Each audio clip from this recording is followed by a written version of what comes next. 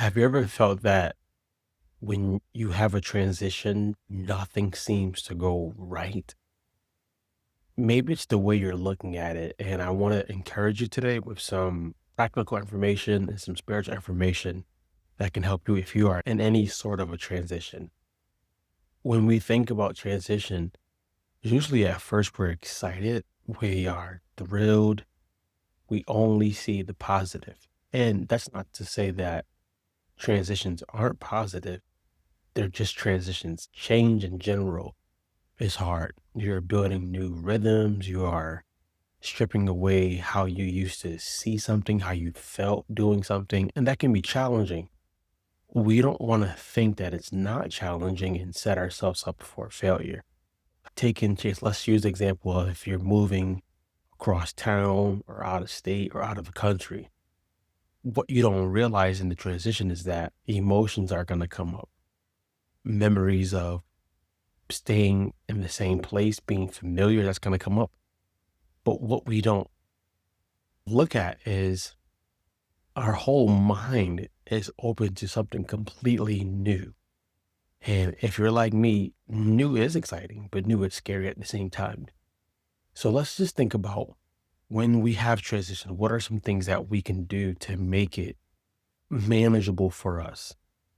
The first thing you can do is think about one rhythm that you want to build. This can be I'm going to read a book every day at this time. I'm going to try to find something new once a week. I'm going to find a friend. You want to think about something that you can do that's a new rhythm that will help you in this transition. Let's say the transition is relationships. That's probably the hardest one. Getting married. When I got married, I cannot tell you how hard it was to transition from not sharing a space to sharing a space, being more aware of somebody else's emotions, how my emotions are now affected.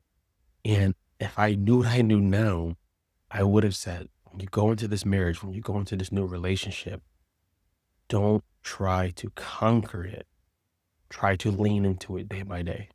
If we try to conquer it as if it's a school project or a game, we're going to get overwhelmed. We're going to become agitated, irritated, and probably get into a lot of arguments.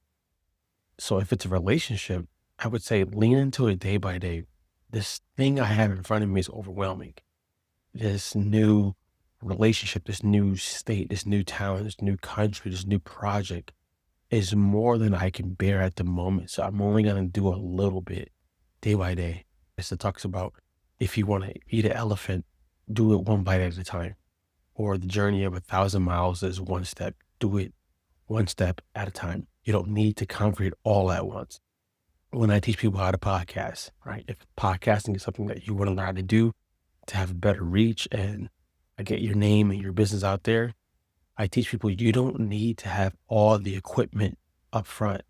You don't need to have all the episodes done up front. You just need to know what's the next step I need to make. Sure, you can map it out, but what's the next step I need to make?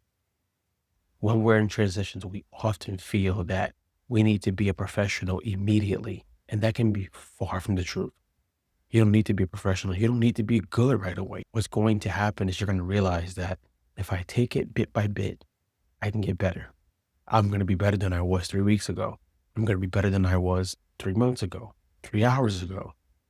If I try to attack it and accomplish it all at once, what's going to happen is the frustration is going to take over.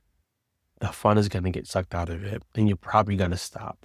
You got to take it bit by bit. So my word for you is think about what rhythm do you want to build?